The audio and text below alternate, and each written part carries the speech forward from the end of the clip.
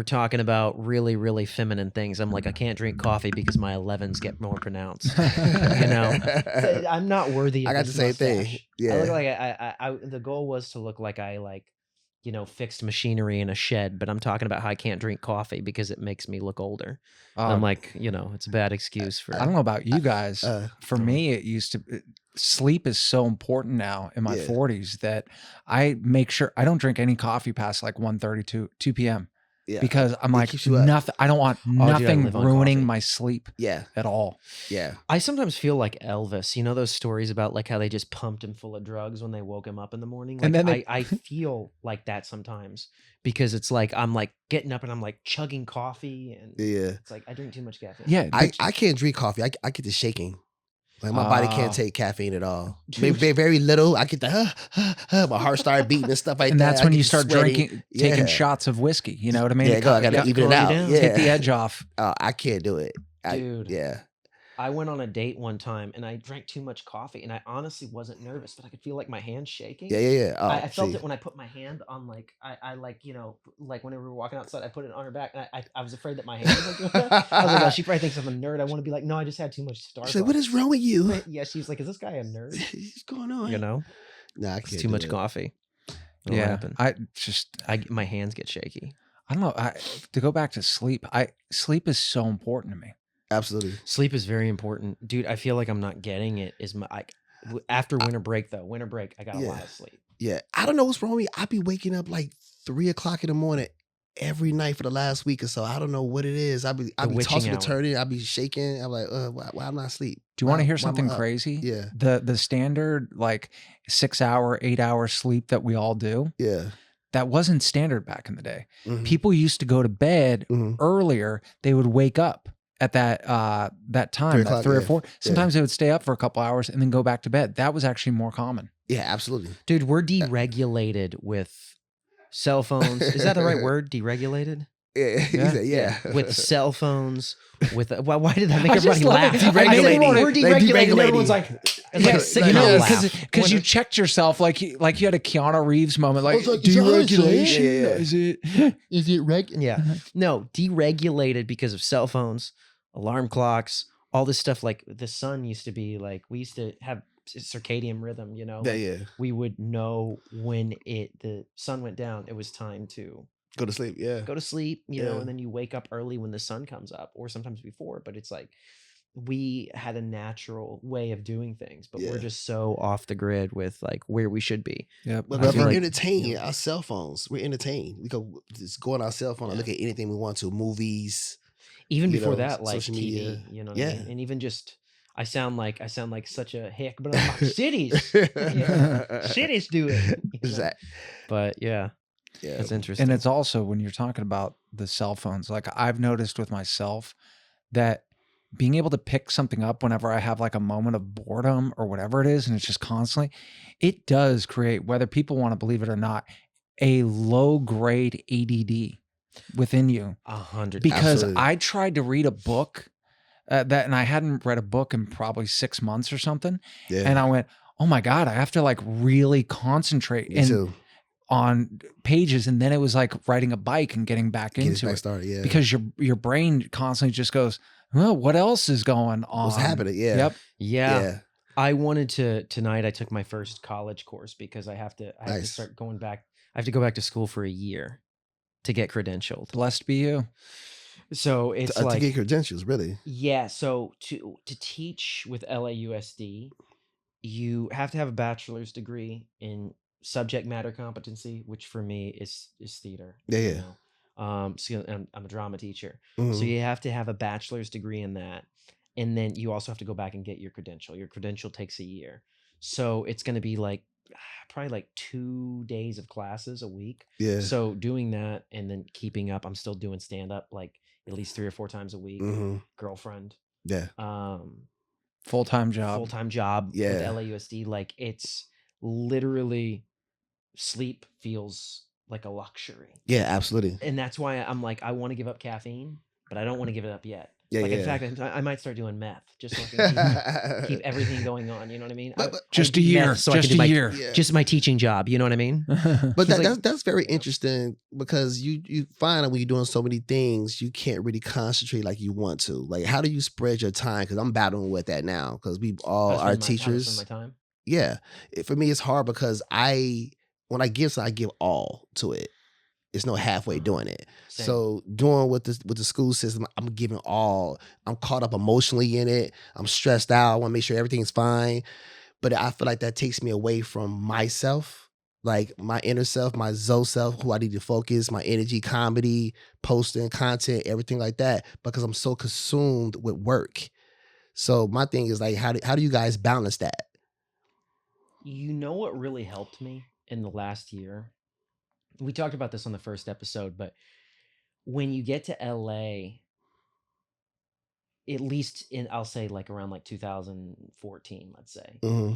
there was a side of me that didn't want people to know that I had a job or that I had to do Uber, that I had to do Lyft. Me 'cause you're- too. You're always trying to create the image of success. Absolutely. And that is kind of old Hollywood. Absolutely. You create the image of success, right? Mhm. Well, that's like what I always wanted to do. I wanted people to think of me as successful, so they likely to, you know what I mean, Keep bring me giving in you for more. auditions. Be like, Absolutely. oh, what's he got going on? It's the same thing with attraction. If women Mhm. think that other women like you, then they might be like, oh, what's that guy got? That Mhm. So it was like trying to create that.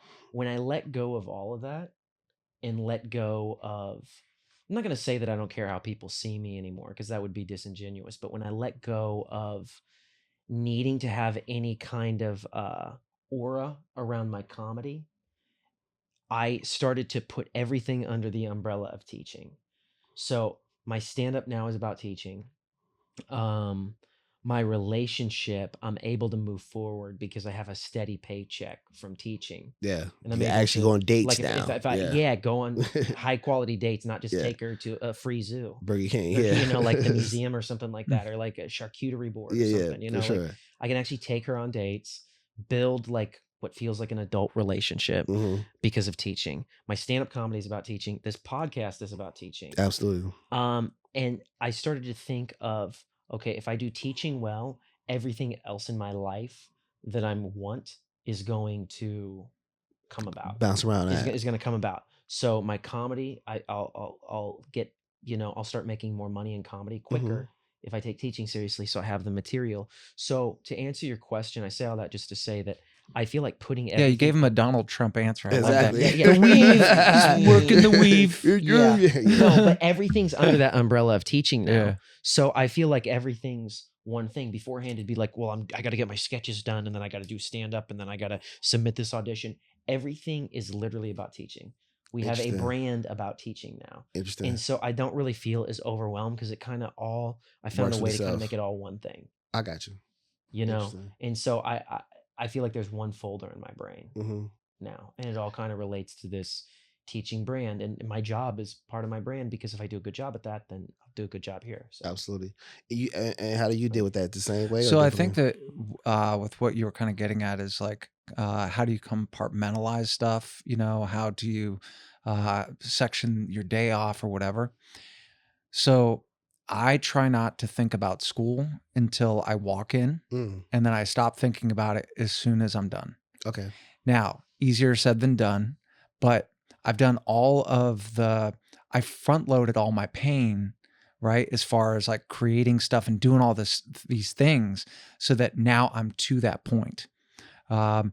It's to, you know, like I don't even want to, when I'm at school, I really don't even want to have to be thinking about like even posting clips from our show or whatever it is, right? I just want to be at school, do that thing. And then as soon as I get home, boom, I'm in that world. Yeah. And then Okay. from there, then go do stand up, come home, rewatch some of the stuff that whatever mic or show that I did, and then go to bed. Okay. And yeah, basically you're present with everything that you're doing. and You just- dedicate You yourself leave, to the you thing leave it at you're home. doing. Yeah. Yeah, and I think That's cool. too with what Matt's going through, you know, to me is absolutely incredible, and Yeah. I think it's a testament to like all of the things that he's done in his life up to this point Mhm. to Dude, I mean, feel like the- I'm getting introduced to accept the Well, Nobel Peace Prize. because the only thing that's honestly missing, I'm like, thank you. It's been really truly, good for is Chicago. you're just not having a kid and there's no sick family member. If you added those two things in, you would literally, and you were somehow moving at the same time, Yeah. because you're doing all of these things that are going to be, it could be extremely stressful. So people like to do it like one at a time or whatever like that. But you're just like, let's bring it on. I'm going to do it. And then wait, you're going to start seeing things that start falling off in a good way because you won't have to worry about it. A year's going to go by quick. Absolutely. A year's going to go by quick. And Yeah. it's interesting because I feel like, you know, I'm in my late 30s now, and you have that hustle that you have in your 20s, and then it's different in your 30s, it's different in your 40s, it's different. And Yeah. I think the thing that makes you hustle when you get older is thinking about, like, my priorities now, like, I want to have a family, and I want to be able to not just provide for myself, I want to be able to provide for my family. Yeah. So if I'm thinking like that, And financially, you gotta now think it's like not that. just about meeting my needs, it's about, like, that'll make you hustle harder. Like, hustling is if you have like a family already. Absolutely. You know what I mean? Absolutely. What about you though? Well, how are well, you? well, Chris just kind of helped me with that. I think I'm way too available for everybody else. I don't just deal with kids; I deal with grown-ups too. So they having a bad day teaching, or they couldn't get something right, they're calling me all day long. They're calling me in the evening time. They're calling me early in the morning before work. So I'm too available for people a lot of times, which kind of brings me in. And now I'm stressed because I got to put out fires, or I want to help them do better with their jobs so they can teach kids, or I got to tell them how to deal with a particular kid in a certain kind of way where their job could be easier for them or better. But this goes on in the evening time as well. And I'm kind of stressed because I'm dealing with this all day long. So now I don't have no strength for comedy because I'm thinking my mind is still there at work. It shouldn't be there at 5 o'clock. Yeah. So my thing is, like what Chris was saying, I got to have a cutoff time. This year I'm going to have a cutoff time. Yep. You're not going to be able to reach me after 4 o'clock. And people will respect that. Yeah. People respect it, dude. Yeah. They do respect it, because it's like if people have too much access to you, they just wipe their butt with your life. Absolutely. You know what I mean? They're like, oh, you know, let me, like, people will literally drive their garbage truck of problems in your living room and then just dump it all over your floor. Yeah, Be yeah. like, can you clean that up for me? Absolutely. And then it's Absolutely. like if you're a nice person, which you are, Very. and I am too, and it's like if you're a nice, caring person, you want to help people and you want to empathize with people. Absolutely. But you also attract those people who are sticking their like straw and like freebasing your energy. What's going on here? Yeah. Like sucking it out of you. You know what I mean? And then it's just like, you're like, why do I feel so terrible? Yeah, It's yeah, like, because absolutely. I have all these energy vampires around me. That's Like, what get it away is. from me. And trust me, I got know? some good people I work with, some amazing Of course, people. of course. But I know I have to separate it and just have that cutoff switch. Okay, none, I'm done. After 5 o'clock, no one's gonna call me. I'm not thinking about anything else. Now I can turn the chapter and focus on comedy, focus on different things, because now my worry is not thinking about that. You see what I'm saying? But being a producer, everything has to go right because it falls on you. If it doesn't go right, it doesn't matter if they're not doing their job right. It falls back on me. On you. That I didn't make sure they're doing their job correctly. You see what I'm saying? 100%. So if for us to productions, the kids, everything, if it doesn't go right, it falls back on me. But I'm going to just start just setting the boundaries. Like, I'm stopping at 5 o'clock. If you want to reach me at these times. If not, we're going to have to deal with it another day, because it takes a big toll on me a lot of times. That's such a powerful thing, though, to be able to get to that place to where it's like you live in like those compartments. You're like, okay, while I'm at school, I'm at school. While I'm doing stand-up comedy, I'm doing stand-up comedy. Whenever I'm off stage, I'm literally off stage. When I'm writing, I'm writing. And when you can do that, I feel like you're almost able to be like, if something falls apart during that time, then I'll deal with that.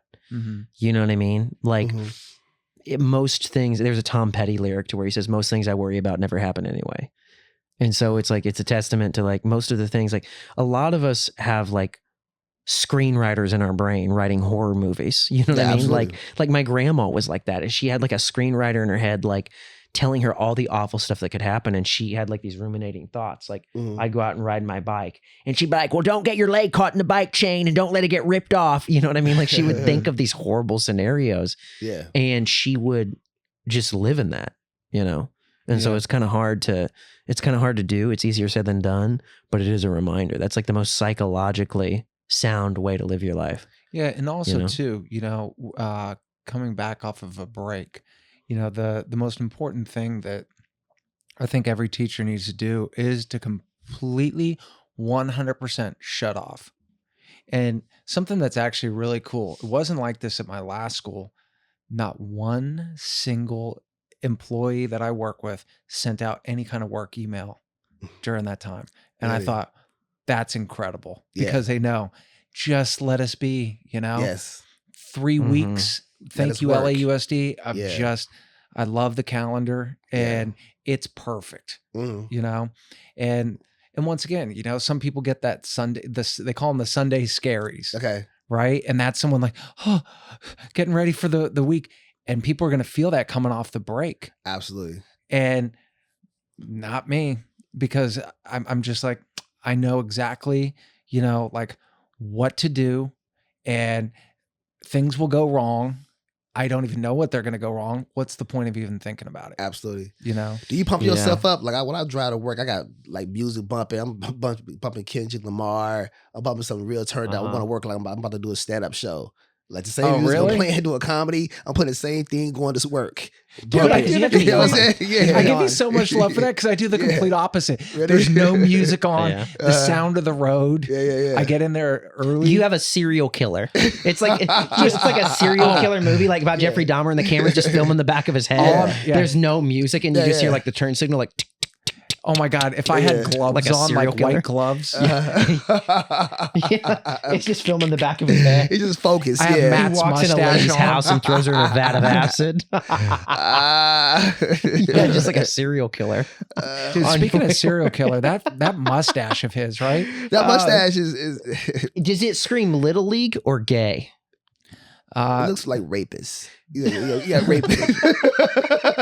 Like you never know, like Matt Jones. Yeah. I was questioning if I should wear this as a middle school teacher. You know what I mean? Yeah, to me, you look like you're doing, you're trying to do an impression of a real man. That's the best way I can describe it. I'm a man now.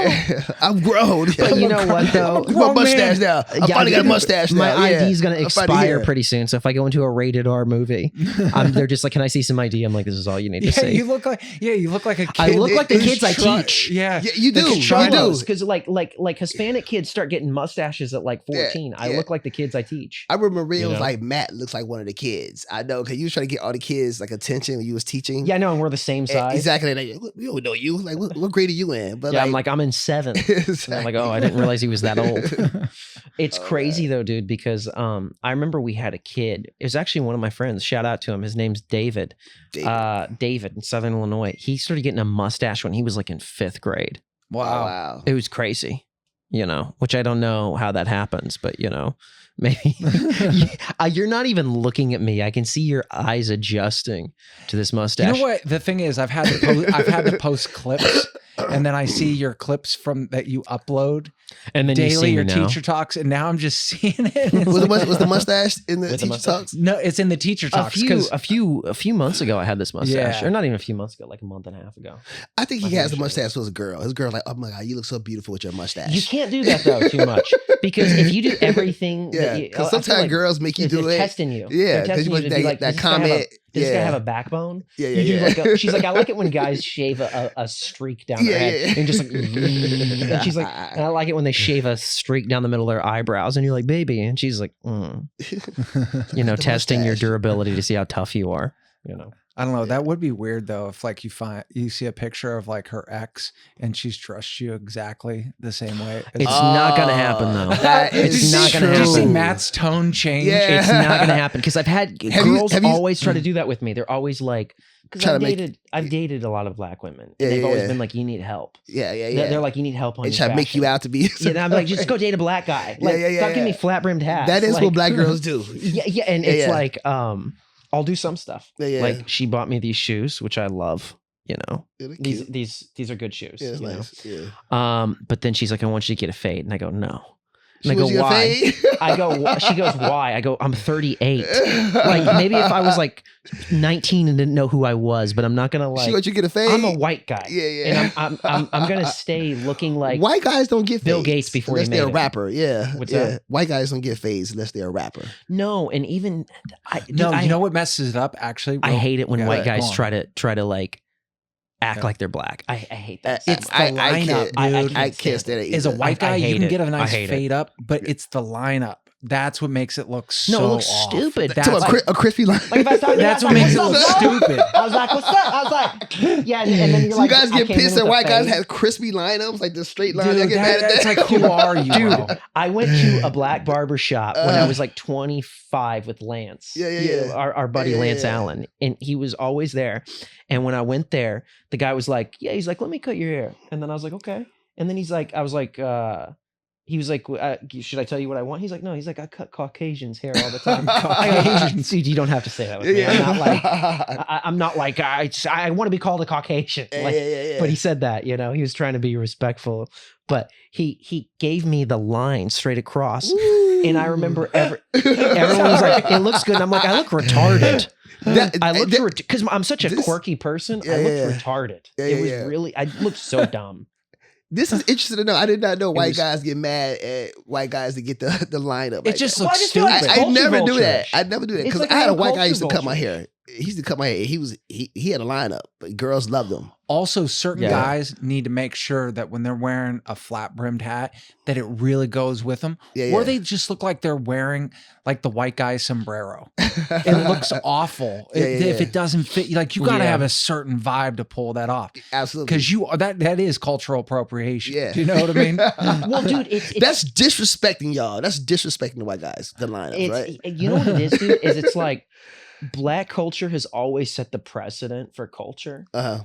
but now it's like every kid is literally talking like, "Yo, what's up?" Yeah, like yeah. like It's every annoying. little It's white so kid. annoying. Yeah. It's annoying, dude. I went back home to Southern Illinois, which is the South, and my nephew goes, he's like, I can't deal with these girls. And then he's in 6th grade. I go, why? He goes, they're bops. And I go, what's a bops? What's a bop? And then he goes, it's a homie hopper. And then I was like, you're really? white and in 6th grade. Kids, homie kids are growing up fast. Homie hopper. Homie It's like- hopper, that is hilarious. I mean, but what were you But like in 6th grade? but you can't really claim the South because you're like in the bottom part, Carbondale. Like my school, But it's by Kentucky though, right bro. there. My school's there. So you get that little It's bit by of that Kentucky. southern vibe. Well, yeah, But like, the college kind of make the town in Carbondale. Mm. It's not just a small town people, but if not, the college makes the town. yeah, Yeah. it did. It's sort of, the college is a lot smaller now. Yeah, it is. But it's interesting though. What were Yeah, you yeah. guys like? Because we deal with, you're dealing with mostly elementary, but you have some 6th graders too. yeah. there are lots What of were you graders. guys like in 6th grade? I was fat. No, but what was your personality? You like to eat a I lot. cannot imagine That's you what, fat. that bro. That's That why was you my vegan. personality. That was your Yeah. personality. Like I Type I knew A, where type all, B, fat. where all the best donut shops were. We were on our bikes. You were like the town tour guide for all Yep, the like I knew the all best the deals delicatessens. on like who had. Oh my god, man! Best deals on candy. The whole like Yeah, convenience if you go down to stores. Walmart, they got 50 But cents anyway, at a my Sprees. personality, Yeah. probably very. I mean, hell, in 8th grade, I was voted most talkative. So I was 6th grade though. I'm talking about 6th grade. 6th grade, a talkative kid. They used to put me in the wet space, which is not even a part of the classroom, because I would just wanted to hang out and talk to my friends. That's funny because that's use the cool kid, cool. Big I wouldn't even kid. say I was the cool kid, but I was definitely just easy to get along with, and Yeah, cool in the sense yeah. of like, yeah, Dunham's Yeah. cool. Uh-huh. You that person now though. Yeah. So I can see that. Yeah, you're the same Yeah. person, but in terms of, because you said kids grow up so fast. So in 6th grade, I'm trying to remember.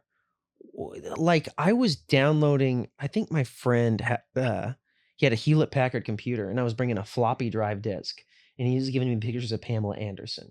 That's what I was doing in 6th grade. I would take it home, and like I had like on a floppy drive disk Yeah. pictures of Pamela Anderson. It wasn't anything dirty either. It was just pictures of her. And then he would give me like pictures of stuff. Like I was listening to Insane Clown Posse when I was in 6th grade. So I don't really know how innocent we were. Oh my god! Yeah, You know what I was? I was really innocent. Were you? I played sports. I didn't know a lot about sex, but I thought I did. You know what I'm saying? I used to like sneak and watch my dad pornos when he was asleep. Uh-huh. But I was so stupid about how a girl got pregnant. I thought it Because- just happened like cancer or something. No, I just thought like, excuse You me, know? but like I saw porn and I see the guy just rip it out and just let it all on her body and stuff. And I thought that's how girls got pregnant. Oh my gosh. I thought the drip on your body, that's how girls get pregnant. With it fall on your chest and stomach, girls got pregnant that way. I thought, That's why I thought like that as a porn young is kid. so destructive for Yeah, kids. it's And then bad. you're like, I found this out last year. That's Yeah, not how it works. yeah, yeah. Like my homegirl lost her mind because her son is in 8th grade and she Uh-huh. found out that he had a subscription to Pornhub. And she lost He's in it. 8th grade. 8th grade. He had a subscription. Like, so I don't Yeah. have a subscription for Pornhub. I might watch it, but I don't have a subscription. How did he get a subscription? Did he take her credit card or something? No, we just he took a credit card and he said he's older than what he was. And he gets the exclusive porn. He gets the exclusive porn. How Yeah, I don't did how care. did he think she wasn't gonna find out? I don't know, because you know how the parents know what you're watching all the time. She just happened to look one day and saw he had a subscription and what porn sites he's watching. Jeez. And she had no idea. She's like, "Oh my God, what are you doing watching this?" She had a long talk with him and everything. He's like, "I was just curious. I didn't know anything about it. I heard about it, so I was just kind of looking it up." And she took that as an excuse and just said, "Don't watch it again," and then blocked all Yeah, the dude. porn sites from the I kid. never got too deep down that rabbit hole, and I'm thankful. But there was moments where, like, whenever I was like, I remember I would look. I looked at it some in 8th grade, and I destroyed my family's computer because it's It's like like, a virus. yeah, it was just easily like a Wow. virus could be. So So, it's like kids it- do it- see too much. Let me ask you a know. question. What age do you guys start thinking about sex? Like when you grew up? When was it on your mind? Like, oh, this is kind of cool. I think I might want to try Sixth this one grade. day. 6? Yeah, Going into about 6th that. grade. Okay. About that, yeah, That's about about sixth 6th grade. And I thought that I remember my friend Bryson. He told me actually it wasn't Bryson. It was somebody else. He told me what sex was, and it was the stupidest explanation I've ever heard in my life. And I still remember from when I was a kid. He goes, you got these two little, because he was like had a southern accent. He goes, you got these two little balls in your sack. And he goes, and those are called condoms. And he goes, oh my and God. whenever you have sex with a girl, he goes, you shoot one of those condoms out. And he goes, and then she gets pregnant. And then, so I thought my testicles were called condoms. Oh my Oh god. my Like, God. I go, what happens if you have 2 kids? And I go, can you have more kids? He goes, only if God wants you to. That is It hilarious. was like, that was my explanation Oh my for what God. sex was. That is funny. That is hilarious. And I still remember that. And I'm Uh. like, it's just, you heard some stupid stuff That's in middle interesting. school. Yeah. Man, I give You you know? guys that is not my story. My friends and I, we knew way You- too much. you And did? It was very real. Like, I mean, I'm not gonna. I'll save it for. I don't even know. Let's just say they're. Save it for after the podcast. Yeah. They're Yeah. like, by the time I was in, life's been nice. Women have been very nice to me. So I was a So you're kid. trying to say you lost your virginity? Girls have been very nice to me since for a very long time. Yeah, you weren't like a guy that was studying his sex ed diagram and being like, "No, this is how it works." It's like Yeah, somebody's like, no. "No, I'm your diagram." Yeah, it was. Chris is That's the crazy. man. No, man, it was just Yeah. I was very blessed. A fat kid with game, I guess. Yeah. He's Well- a good listener. Yeah, And yeah, yeah. That's at the top of the list. Confidence, being a good Confidence. listener, But you know what's and not giving amazing, away all though? your Like- mystery. Yeah. When you guys were talking about who you were in 6th grade, I was a kid, and it was in 5th or 6th grade that I learned about slavery. Mhm. And it was such a hard concept for Yeah. me to understand that Yeah. any human being could own another human being. So I became the most pro-black militant fat white kid in the suburbs that you'd ever seen. Like I was listening. I don't know if you remember the rapper Paris. Yeah, yeah. The devil made me do it. Yeah, yeah, yeah. This is a warning. Another cut to What? move on. Yeah. Another beat that's so strong. Hold on, and I'll get wicked. And I can sing the whole thing. That's dope. So imagine this blonde-haired kid with a flat top, yeah. just with Malcolm X and everything, and listening to that. That's who I was. That's pretty dope. awesome, that's dude. kind of dope, bro. Yeah, that actually is really I cool. bet But Yeah. not to cut you off, but No, like you're good. because some families where I'm from, they're taught that it's okay. You see what I'm saying? Where they just accept it and what's okay? Like slavery's okay. They they teach them that it's okay. Well, not necessarily it's okay, but it's the reason why they become slaves. Like it's for their benefit. They justify it. They justify yeah, it. They justify it. Yeah. Yeah. So it's dope to hear you say that. You know what I'm saying? I grew up with friends like you. You know what I'm saying? But not everyone grew up like that. They just was taught that it's supposed to happen. That's why you got so much racism right now to this day. Well, people, You know there's a what lot of stuff that people do. They try to lessen the severity of it. Yeah. They'll be like, well, everybody owned slaves. Yeah, And they try to take away from like the horrors of it. You know Absolutely. what I mean? And so it's like, that's pretty socially aware at a Yeah, very because young even- age. Absolutely. Yeah, I think And you weren't, yeah. you didn't have like, did you grow up around like, did you have black friends and stuff like that as a kid? Or were you kind of just like the only white guy, but it just hit you in class? Like, did you go to a mixed school or were you like yeah, yeah, it was was mostly the white Bay kids? Area, dude. Oh, So Bay it was, Area, it was okay. very diverse. No, at the time though, I would say. Okay. Oh, what would you say? I didn't know. Did you tell me you was from the Bay? I may have. I never knew you Yeah, was from the so- Bay. That makes a lot of sense. You know what it is Yeah. too. I also lived in Pennsylvania Okay, I during thought part that. of high school. Yeah. So it was a pretty. I mean, my neighborhood, all the kids. It's every race was represented. Even all the different kinds of Asians. You had Filipinos, Japanese, and Chinese living in our neighborhood, Absolutely. right? And so, that was very hard. Like it was. I remember to the point where there was like racist jokes I didn't get because they reinforce racist joke of like, and it would just reinforce a stereotype, but I didn't experience that in my life, so Mhm. the joke didn't make any didn't sense hit. to me. Yeah, it hit. You Yeah. know? Didn't hit. And the only time I ever saw anyone, even growing up, like be kind of say anything like racist or whatever like that, I knew it was a kid's dad that was telling the kid that.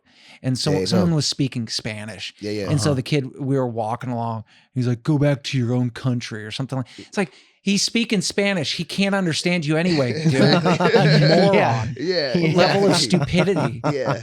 You Yeah, know? those people are always stupid. I Yeah. hate that. But for the most part, the Bay actually was, you want to talk about culture shock? It was moving to the East Coast or Pennsylvania, Where it changed completely. where I was like, wait, black people only live on one side of the town? Yeah. They live super segregated. That's yeah. the way it is in They- Chicago. That's how Chicago is. Chicago Exactly. is Very, very big time segregated. like that. I couldn't Mhm. believe it when I moved to Chicago. Yeah. Because I started hanging out more on the south side because I Yeah. would do jokes and notes. Mhm. Do you remember that comedy Yeah, club? absolutely. Yeah. And I would do I was doing like plays with like churches and stuff like that on the south side of Chicago. Yeah. And I remember seeing like literal shotgun roofs. Yeah. You know what I mean? Like you go Yeah. to where people like don't even have a roof on their house Yeah. and stuff like that. It's very sad, but it's like super segregated. Not even just And you could tell. racially. And you could tell in Uh-huh. Chicago. You could tell it's super segregated. You could feel when you're not wanted in Chicago. You just know that feeling. There's pockets, and Yeah. there's even like towns. Like there's like Greek Town. Yeah, Greek Town, You know, Jew Greek Town. Town. Yeah, You know, Greek Town, like- Jew Town.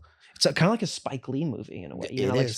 Spike Lee kind of Yeah. like his movies and stuff like Mhm. that. Like Yeah, there's like the Italians and different. Like it's Yeah. Chicago's kind of like that. And Yeah, it does it's make you interesting. wonder, you know, in a place like Los Angeles, I mean, I don't know if you guys know this, but Los Angeles is, I think, 5th in the world or something for most diverse city in the world. yeah, You know, we actually like New Uh-huh. York's up in the top 10 too, yeah. obviously.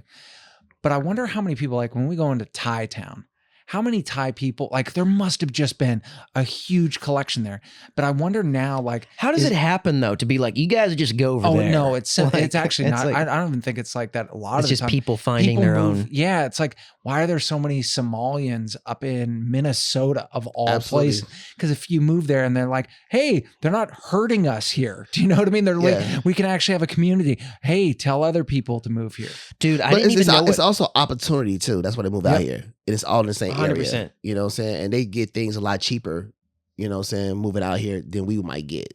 You dude, see what I I'm didn't saying? know what an Armenian was until I moved to LA. Me either. I didn't Yeah. know like Because- people were. I just thought they were Middle Eastern Yeah. dudes because it was just that was my framework. Yeah, because in And then Chicago I- we got Arabians. We don't have we have Arabians. And I thought this was the same Yeah, thing I I don't at think first. I've ever Yeah. heard anyone, oh, well, Arab. Yeah. You know what I mean? I guess, Arabs. yeah, yeah. Arabian. yeah. Arabian Dude, that just sounds Yeah. magical. I was in like, the play. where's Arabs, this yeah. magic carpet? Yeah, exactly. exactly. In a nice black Yeah, I was like- horse. You know what I mean? Yeah, it's like but it was confusing when I moved out here too. Go ahead. no, I was just saying, like, I remember like the Starbucks on Sherman Way. Armenians would take over that parking lot at 10 o'clock at night, and Smoking they cigarettes. would smoke cigarettes And and drink drink Red Bull. coffee, It's Red like Bulls. a whole pot of coffee Yeah, at like 10 o'clock, and be like, dude, don't you guys gotta wake up in the morning? absolutely. And this was like 2010 when I first moved here, Yeah. and they were always super cool. I was just like, I guess this is just like Middle Eastern dudes. And then I met Jack at the Haha, Jack Senior, who's a comedy club He's owner, mixed. and he was telling me that he was Armenian. And then I go, oh, okay. I go, I didn't know you weren't white. That's what he said to him. I was like, no. And he goes, no. He goes, we're Caucasian. And then he goes, we are. And I was like, I don't know. But I don't know. I don't know if they're considered white or it's not like that in Chicago. So I have no idea. The but- only yeah. Christian nation in the Middle East. That's why they have such a huge connection to the United States. Did absolutely. you know Okay. that? I never did knew know that. And Yeah. I've learned more about like Armenian culture because I have Armenian friends now. And so it's like, it's like a fascinating culture. And the family framework is like very tight, It's crazy very, because very tight. they I have a really lot of respect it. Armenians here But- in Jersey too. Jersey. Yeah, Jersey, and I think one more place I can't think where, but it's a big Armenian culture. Real big. Interesting. Yeah. Interesting. Mhm. But yeah, I didn't know that. I mean, even the kids, most of the kids in my school, and it's probably the same with you guys, it's Hispanic. It's like literally 85% Hispanic. Mine is too. I can count how many, I don't know how many white kids are in the school, but of my students, I maybe have like 2 or 3 white students, and then maybe 7% is black. I think I have like maybe there's a decent amount of like Armenian population in my school, but it's mostly Hispanic. Yeah, that would be Is more that mostly yours out too? here. Yeah, mine is none. Because No I'm way- Hispanics? I'm way, no, it's all I was Hispanics. like, It's all- I was like, no, it's where do you all- teach? You no, go, I- I fly out to Iowa. It's like- no, Monday it's, through it's, Friday. no, it's like 90% Hispanics. But if you're mostly out here, it'd be different. Like you're in Uh-huh. Burbank or Glendale or something, it'd be a big difference though. Interesting. Yeah, Interesting. yeah. Yeah. We were originally though talking about how, kind of going back to the thing that we were mentioning, was we're talking about getting sleep. Mhm. We're going back to school, and literally you go back on the 6th? Yep. You go back on the 6th? Yep. No, Dude. 7 for me. That's Tuesday. Or 7. whatever Monday is. Yeah. Okay. Yeah. The 6th. Yeah, the 6th is Monday. Mhm. I'm so nervous because I've just jumped into this college credentialing thing. And my first class is going to be Monday through Friday till the end of January. And then I'm picking up like 4 other classes after that. Is it online? It's Oh, online, okay. yeah. Oh, But thank it's like- God. That'd be better I'm- for you. This is what I have to do. Like I have to wake up at 5. Wait, what'd you say? That's better for you. Oh, I thought you said I'm going to be praying for you. I I was like, thanks, I'll, dude. I'll be That doing that too. for. I'll be doing Yeah, that I was too like, as well. thank you. Lighting you gotta do candles. Jesus. I was like, I didn't want to just shrug it off. Be like, I'll be praying for you, and I'm like, yeah, I gotta wake up at 5. Like, dude, he just said he was praying. So 5, I have to wake up at 5:30, and then I like meditate, pray, whatever, and then I go to school from 7 to 3:30, and then at 4:30, I have classes, and then at 7:30, I'll go do a mic on one day or go to the gym, nice. and so that's my thing Monday through Friday. That's But it tight. just it feels like a lot with everything else, working full time and stuff like that. So Yeah, this year is going to be wild. It's gonna be challenging. It's I going to be a think challenging once year. you get into that. Yeah. Actually, once you'll adjust. The hard part will just be, I think, making sure that when you have that extra downtime, just spend it with your girlfriend. Oh, I Yeah, 100%, like, 100%. As long as she makes sure that because that'll also get you to remember how we talk about compartmentalizing. Mhm. Man, hanging with her will just make you forget about all this stuff, and in a good way, it'll remind you why you're doing it all in Absolutely. the same time. Absolutely. Dude, it's a testament to making like healthy choices. Like teaching was a healthy choice, and this relationship's healthy because how we were talking about that. Like if you are a teacher, Mhm.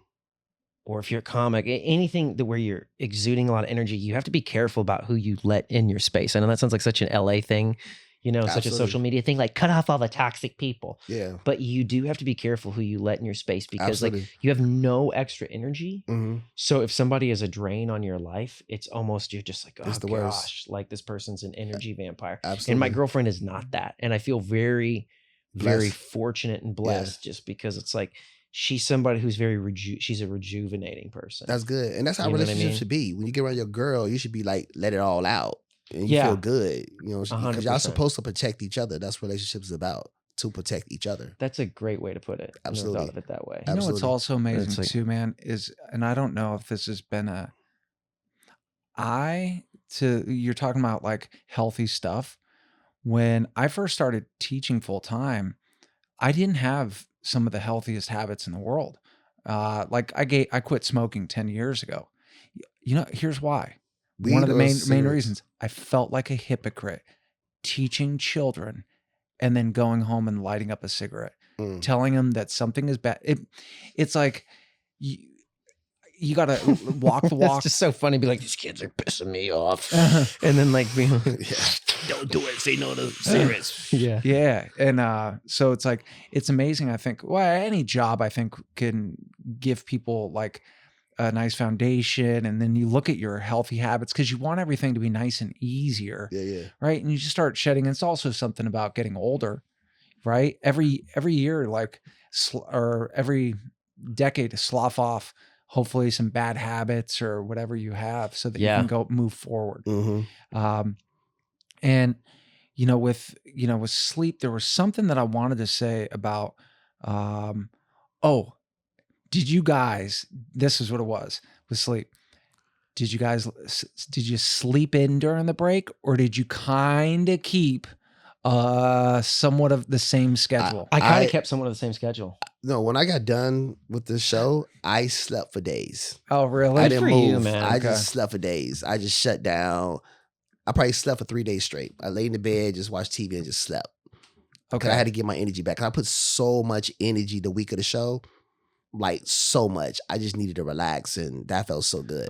And those Yeah. clips that you posted, Mhm. and I think they're also on your page or whatever. Mhm. I loved seeing that. All of the different. I think there was Aladdin, right? Was one of them. Yeah, yeah. What were some of the other plays? That was Atlanta actually was last year. It was Okay, there was something that I saw yeah, like with it was, plays that are being put on. Yeah, it was The Greatest Showman. You guys did a stage version of that? Yes. Was it based off the movie, or was the musical already a play before the musical? It's based off the movie. Okay. And we just kind of, one of the teachers just kind of edited it up and made a smaller version for like 20 minutes, and it was amazing.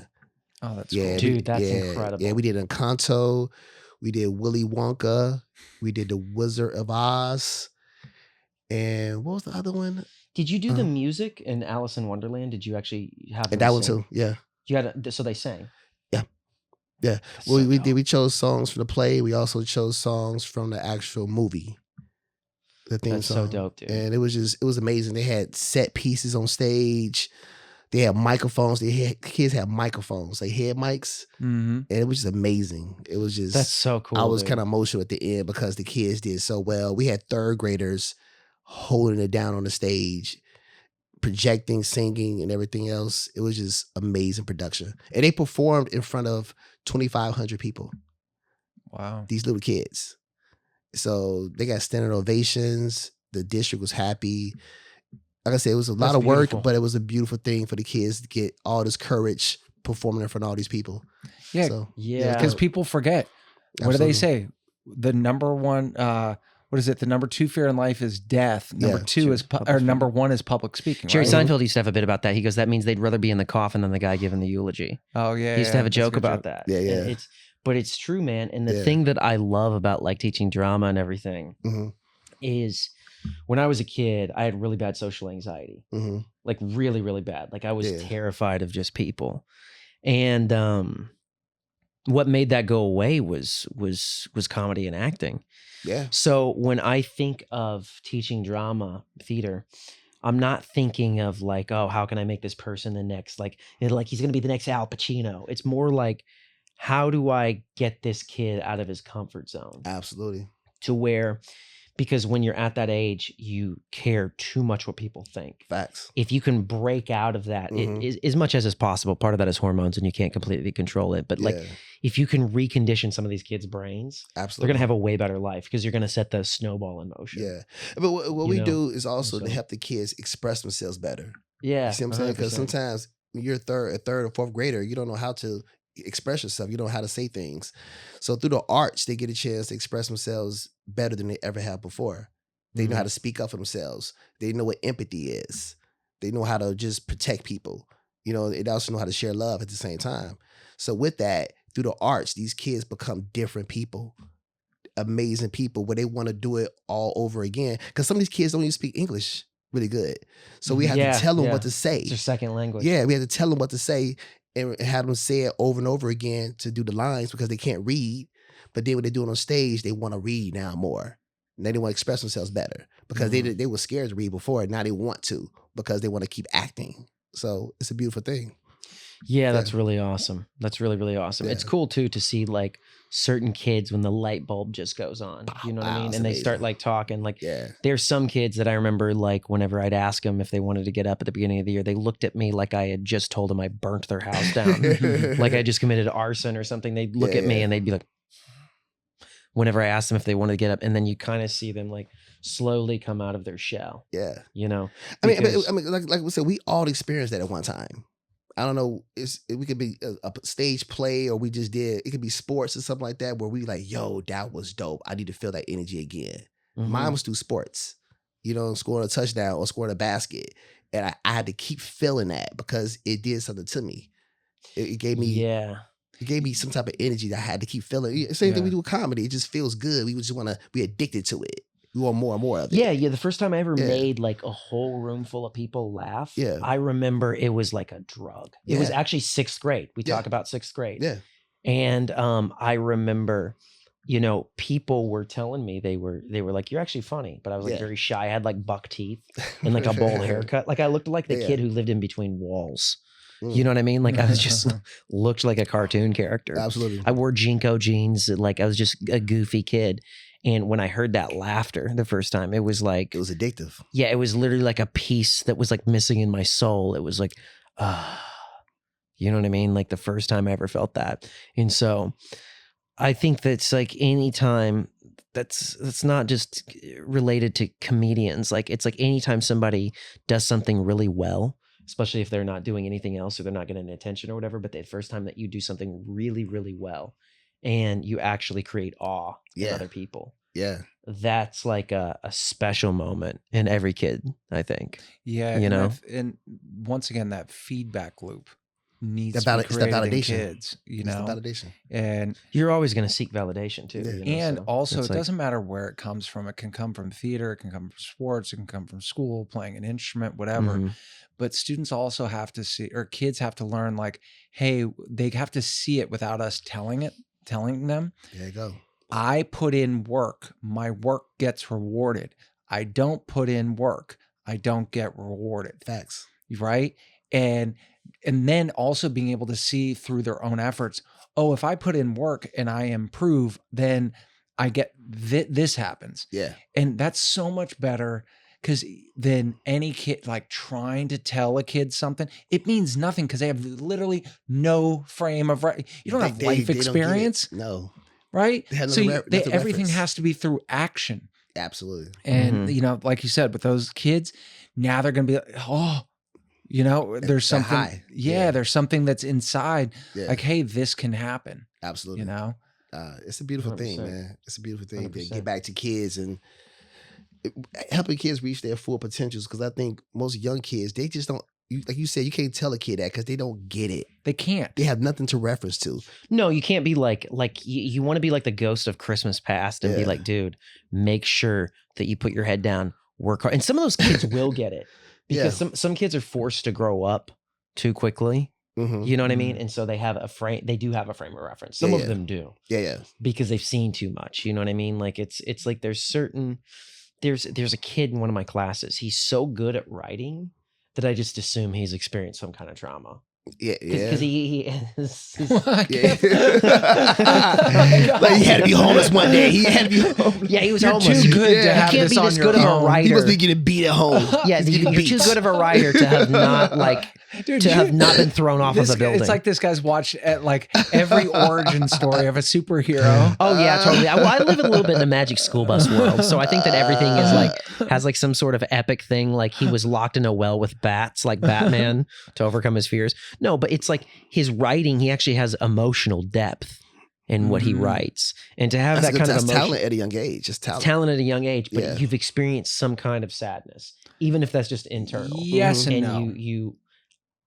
I'm gonna think say that- yes and no. But here's the thing: it's like it's really good, and he's like he want.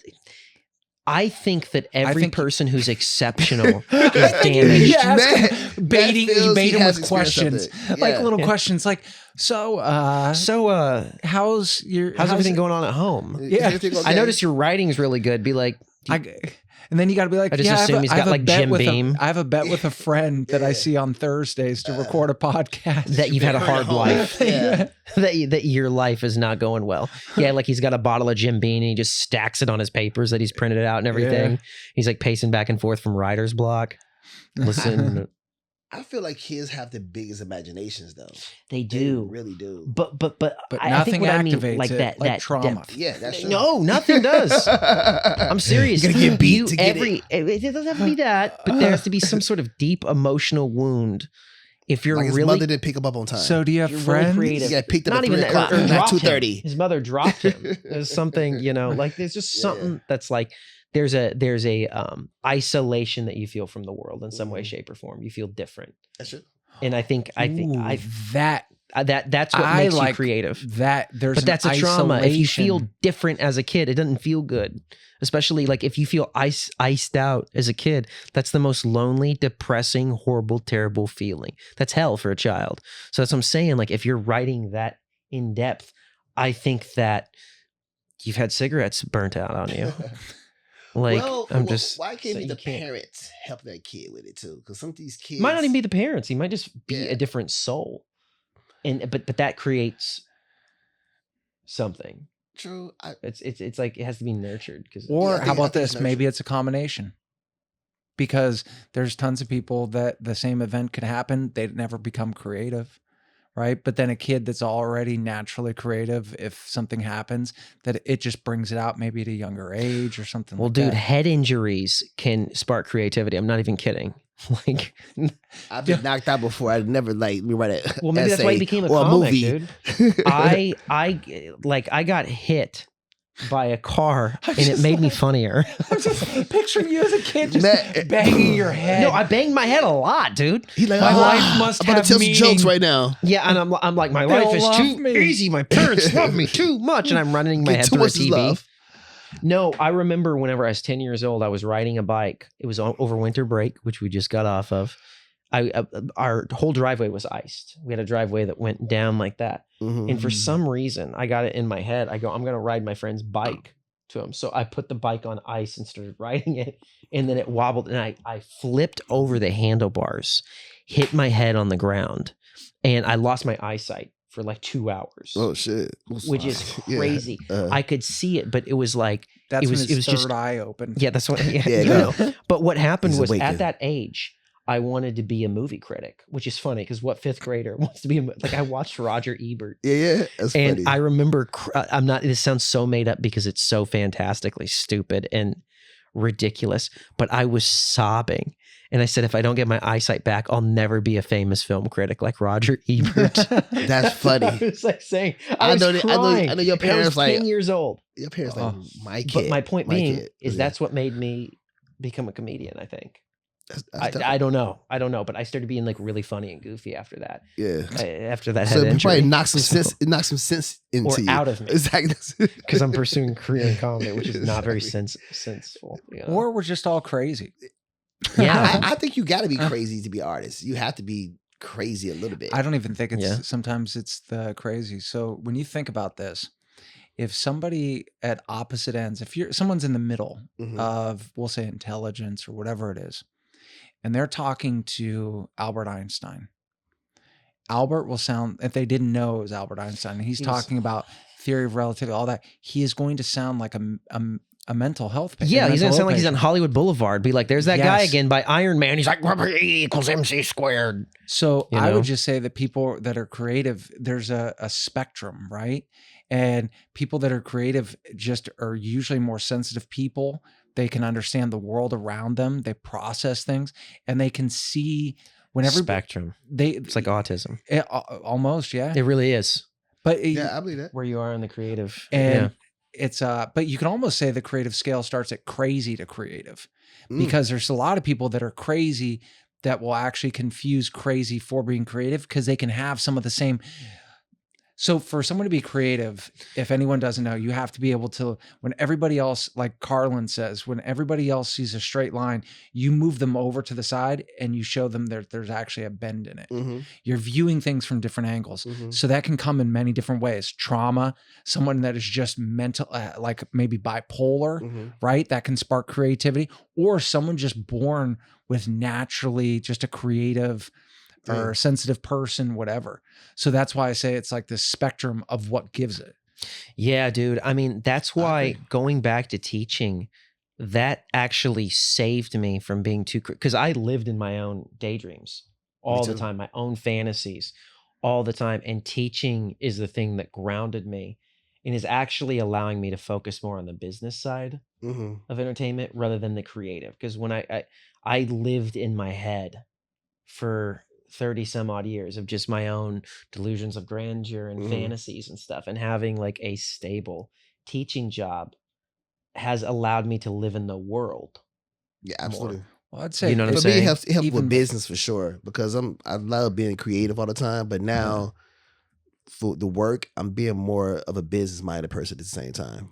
Yeah. You know what I'm saying? You have to be. Also, You gotta have both. You have to be practical. Absolutely. yeah, and also And it's- too, I mean, whenever you're in charge of children, Mm-hmm. whether as a teacher or as a parent, you cannot spend your time thinking about your own needs.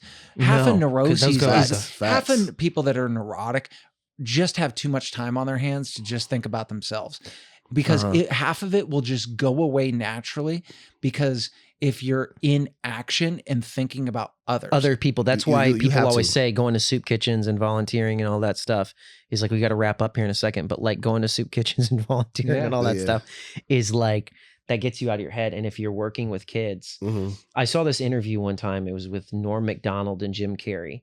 And Jim Carrey was talking about something crazy about like some sort of fluid that travels up your spine and makes you Mhm. creative and everything. And Norm's like, you just sit around all day and think about this stuff now that you're not busy with acting anymore, right? He like said like some kind of thing like that. And it's true, because you have time to think about this. It's a luxury to be able to think about these weird, you know, kind of out there ideas.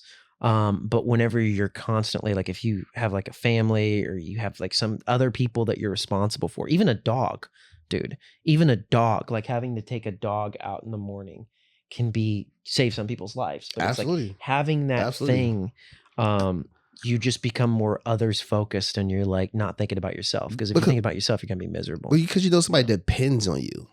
Yeah. They these depend little, on you. Yes, these these little, little people. creatures yeah. depend on you. If you mess up, 100%. you mess it up for them. Like you can Yeah. actually, Yeah. if you think about Yeah. this with a dog, you can actually totally screw up a dog's life by being too selfish. It's hard to screw up a cat's life. You got kitty litter, you have, food and water, right? A dog you actually have to take out. You have to do so many other things. Absolutely. Once again, it's like, that's why I always look at a woman, like a single girl with a dog, and I'm like, oh my God, her practice baby. Right? But with a girl with cats, I'm like, those aren't practice babies, Nah. But the dog, oh my gosh, because she's taking the dog with her. And, that's why you see so many. That's There are some needy cats sometimes, but yeah, Nah, dogs are more needy. often than not. Dogs are probably more needy than children. that's why people speak to your dog before they speak to you first. They see a Mhm. dog like, hi, hello, Russ, rah, rah, rah," you know what I'm saying? And they won't say shit to you at all. But they speak to the dog first. That happens all the time. 100%. Yeah, Yeah. because they know that like this dog, I'm gonna traumatize this dog Yeah, if I yeah. don't rub my face in its face. Absolutely. You know. Absolutely. Well, guys, this was a fun episode back. Yes. We have our live show coming up. Yes. But actually, that's gonna, by the time this episode will have aired, we will have already shot it. So we're gonna start doing a monthly live show, guys, which is pretty awesome. Yep. And it's gonna be stand up, and we're gonna be doing our podcast in front of a live group. So if you are in the education space, you guys should definitely come out, see the show, even if you're not in the education space, because it'll be funny. But specifically, we're talking to you guys, teachers, administration, instructors of all kind who are educators. Come out to our show. The first one is going to be January 25th at 7:30, I believe. 7:30 p.m. We just got the thumbs up. The best thing So- to say is I think it's going to be the last Saturday of every month. I Okay, think. so I think. But we'll That be sounds posting good. all Tentatively. over, social media, for it. So please come on out. Just always think end of the month. What am I doing? Nothing. Maybe I should go see the Teachers Lounge live because it's going to be a great time. Yeah. It will be. And we all about you guys. So please come out, support. We love you. You guys. We out. Peace. You know what we should do, Cool. man?